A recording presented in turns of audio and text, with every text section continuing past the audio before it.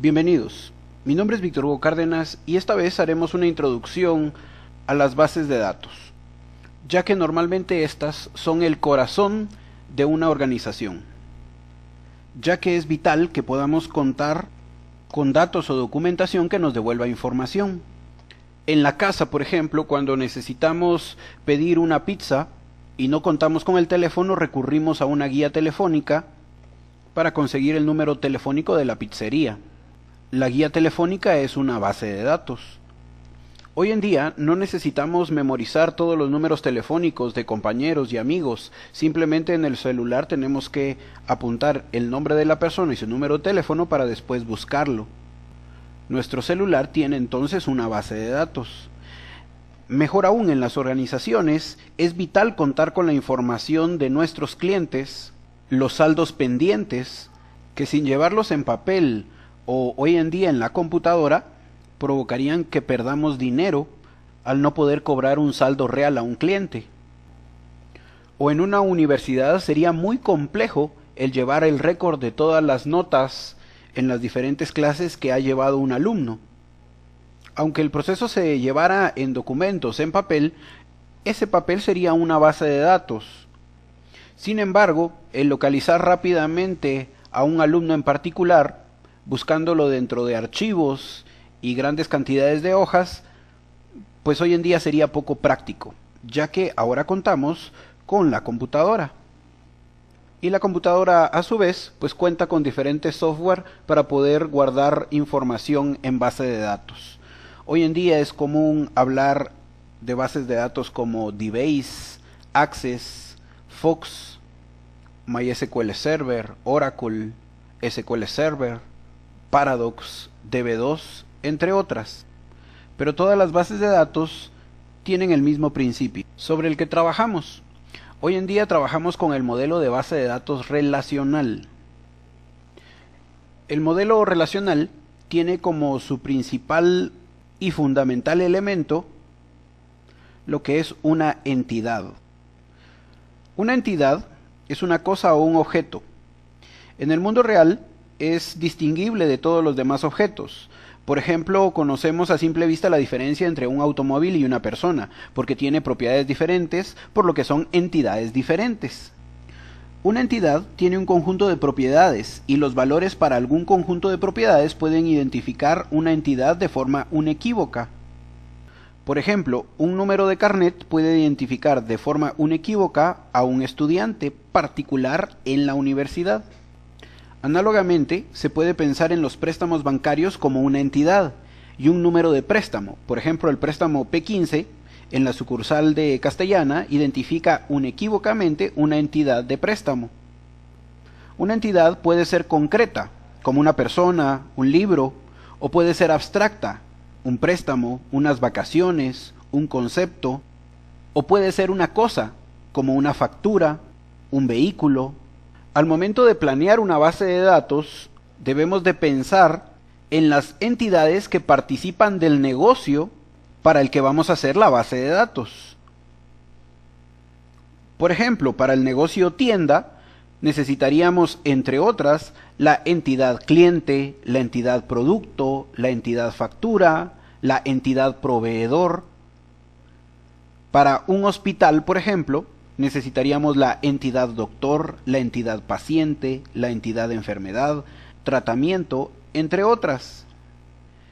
Cada entidad, a su vez, tiene una serie de propiedades, como por ejemplo la entidad persona. La persona puede tener como propiedad cabello negro, tez morena, ojos verdes. De igual manera, la entidad cliente cuenta con atributos como el código del cliente, el número de identificación tributaria, el nombre, el apellido, la dirección del cliente. Para identificar a la entidad y sus atributos, se creó entonces el modelo entidad-relación. Este modelo representa con un rectángulo el nombre de la entidad y con óvalos los atributos de esta entidad. Es importante establecer los valores permitidos para cada atributo. Esos valores permitidos para cada atributo se conocen como dominio. En este ejemplo, el número de celular debería de permitir solo 8 caracteres separados por un guión en grupos de 4. El dominio de este atributo no permitiría colocar letras, por ejemplo. Mientras vamos creando las entidades que participan del negocio de nuestra base de datos, por ejemplo, en este caso una tienda, llega el momento en que estas entidades se relacionan entre sí. Por ejemplo, para la entidad factura, la factura debe de ser solicitada por un cliente y la información del cliente está almacenada en la entidad cliente. Para representar la relación entre dos entidades, se utiliza un rombo. El modelo entidad-relación se basa en que tengamos muchas entidades relacionadas entre sí. Y la forma de diagramar esto en el modelo entidad-relación, pues es a través de entidades con sus atributos y relacionados entre sí. Para definir la entidad se utilizan rectángulos, para definir sus atributos óvalos, y para definir la relación entre una entidad y otra se utilizan rombos, conectados todos por líneas. Pero esto tiene que convertirse en algún momento en una base de datos, por lo que el siguiente paso es pasar del modelo entidad-relación al modelo relacional. Entonces nuestro diagrama cambiará del modelo entidad-relación, donde la entidad era un rectángulo y los atributos óvalos, a una tabla, o también se le puede decir relación, y cada atributo se convertirá en una columna. Y al tener todas las entidades, ahora tablas creadas, al relacionarlas entre sí, ahora tendremos un diagrama del modelo relacional de una base de datos. Ahora, al pasar al modelo relacional, se deben de aplicar ciertas reglas de estandarización, de normalización de todas las tablas. A este conjunto de reglas se le conoce como normalización de base de datos, que consiste en aplicar una serie de reglas a las relaciones obtenidas tras el paso del modelo entidad-relación al modelo relacional. Las bases de datos relacionales se normalizan para evitar la redundancia de los datos, evitar problemas de actualización de datos en las tablas y para proteger la integridad de los datos. En este punto es importante mencionar que tenemos tres tipos de integridades. La integridad de dominio, que como dijimos anteriormente, limita el conjunto de datos posibles en una columna. La integridad de entidad, que busca que cada fila debe de ser única, que no se permita la duplicidad, y la integridad referencial, que es cuando el atributo o columna de una tabla hace referencia a la información de otra tabla. En el modelo relacional es frecuente llamar tabla a una relación, aunque para que una tabla sea considerada como una relación tiene que cumplir con algunas restricciones, como lo son que cada tabla debe de tener un nombre único, que no puede haber dos filas iguales, que todos los datos en una columna deben de ser del mismo tipo. Para cumplir con estos enunciados, se crearon entonces las reglas de normalización, que son 6 reglas.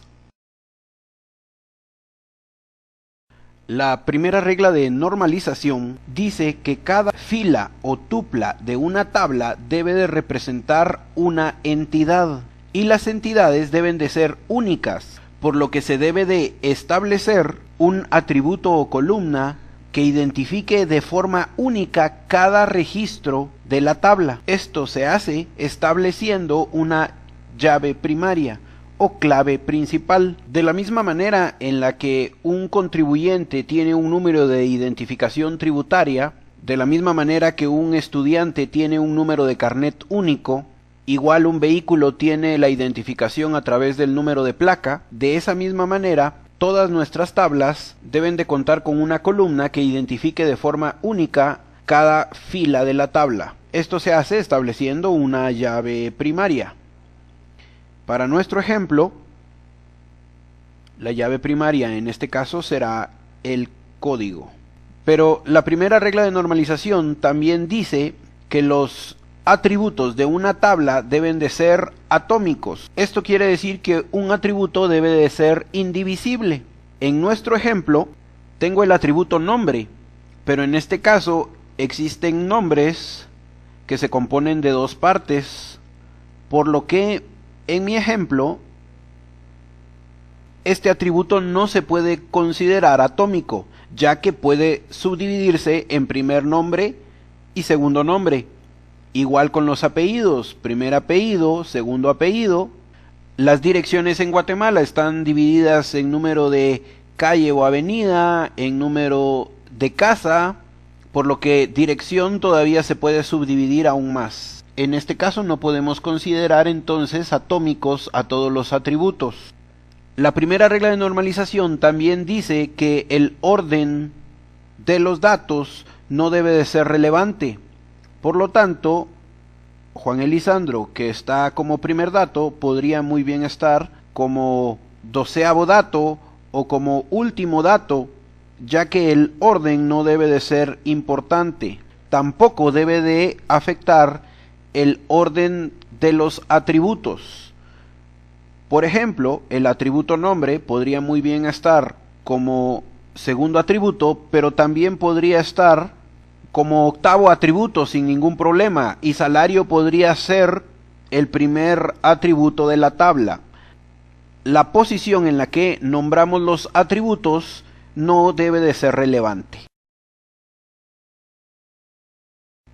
La segunda regla de normalización dice que primero debe de cumplir con la primera regla de normalización, y luego toda columna que no sea llave primaria debe de guardar relación directa con su clave principal o llave primaria. Esto quiere decir que en mi tabla empleado, su llave primaria es el código del empleado, que tiene relación directa con el nombre del empleado, que tiene relación directa con el apellido del empleado, que tiene dirección y la zona donde vive el empleado, que tiene relación directa con el código del departamento donde trabaja el empleado, pero el nombre del departamento donde trabaja el empleado y el jefe del departamento son información no directa del empleado. Esta información es directa de una entidad llamada departamento, que sería otra distinta a la entidad empleado. En este caso, nombre del departamento guarda relación con el código del departamento, jefe del departamento guarda relación con el código del departamento. Por lo tanto, estos atributos no deben de formar parte de la entidad empleado, ya que la segunda regla de normalización dice que todos los atributos que no sean llave primaria deben de guardar dependencia funcional con su llave primaria. También tenemos que tener en cuenta cuando la llave primaria de una tabla sea compuesta. Esto quiere decir que la formen dos o más atributos. En este ejemplo, de estas tres columnas o atributos de la tabla, para garantizar una llave única, necesitaríamos volver llave primaria a los atributos empleado y habilidad, ya que juntos, empleado y habilidad, no tienen valores duplicados. Ahora, el problema es que los atributos que no sean parte de la llave primaria deben de guardar relación directa con todos los atributos que formen la llave primaria. Y en este caso, el lugar de trabajo se puede asociar perfectamente con el empleado Jones, pero no con su habilidad. Por lo tanto, este ejemplo no estaría en segunda forma normal, porque el atributo que no es llave primaria no guarda relación directa con todos los atributos que forman la llave primaria. Para satisfacer la segunda regla de normalización, tendríamos que crear entonces dos tablas, una empleados, donde también tenga el atributo del lugar actual de trabajo, y la llave sería el nombre del empleado, y otra tabla, habilidades de los empleados, donde aparezca el empleado con su respectiva habilidad, y en este caso tendría una llave compuesta de los dos atributos de esta tabla. Regresando al ejemplo anterior, podemos definir aquí mismo la tercera regla de normalización. Los atributos departamento, que contiene el nombre del departamento, y jefe de departamento, que no tienen una relación directa con el código del empleado, sino más bien la relación directa es con código departamento, y a su vez código departamento sí tiene una relación directa con el código del empleado, se dice entonces que estos atributos tienen una relación transitiva con la llave primaria de esta tabla, ya que para relacionarse con el código del empleado deben de hacerlo a través del código del departamento. A eso se le llama dependencia transitiva. Y pues la tercera regla de normalización dice que no deben de existir dependencias transitivas y que estos atributos deben de ser llevados a una nueva entidad.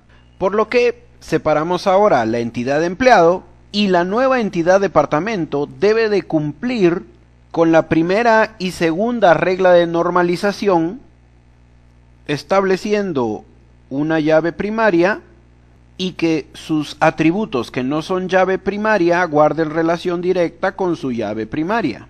Y la entidad empleado de igual forma mantiene su llave primaria, y ahora garantizamos que todos sus atributos guardan relación directa con la llave primaria.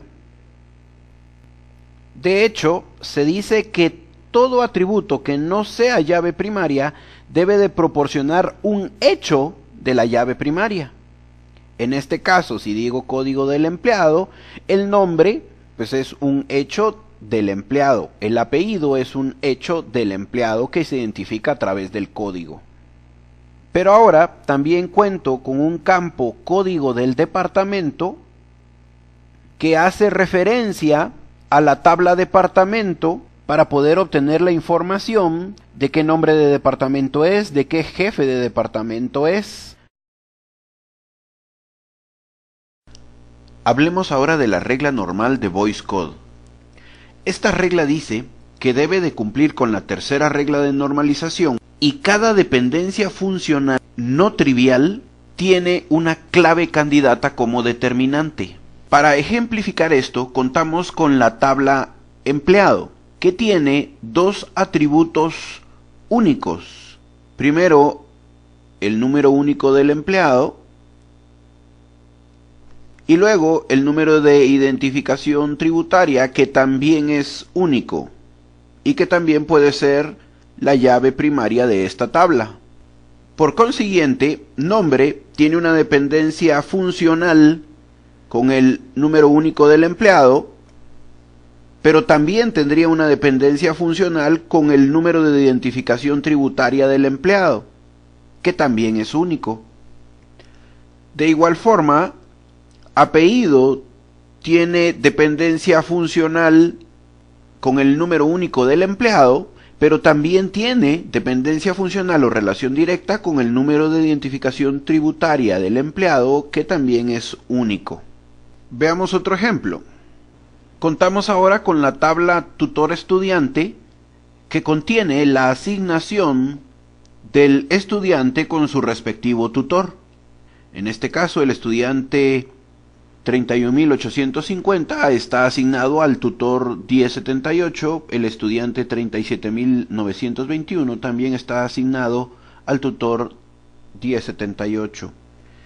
El problema de esta tabla es que el tutor tiene dos atributos de identificación únicos, que en este caso son el ID de tutor, que es único, pero también el número de seguro social del tutor es único, por lo que la dependencia funcional de ID de estudiante puede ser con ID de tutor, pero también puede ser con el número de seguro social del tutor.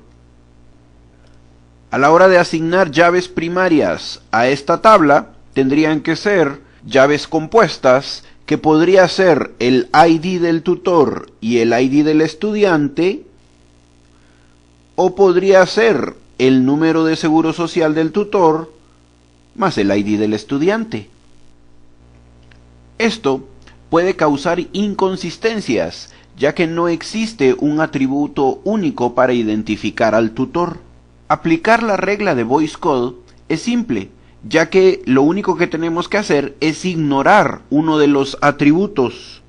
Para nuestro ejemplo, deberíamos de utilizar como llave ID tutor y ID de estudiante, o número de seguro social del tutor y estudiante, pero no ambos. Para nuestro ejemplo, dejaremos solo ID tutor.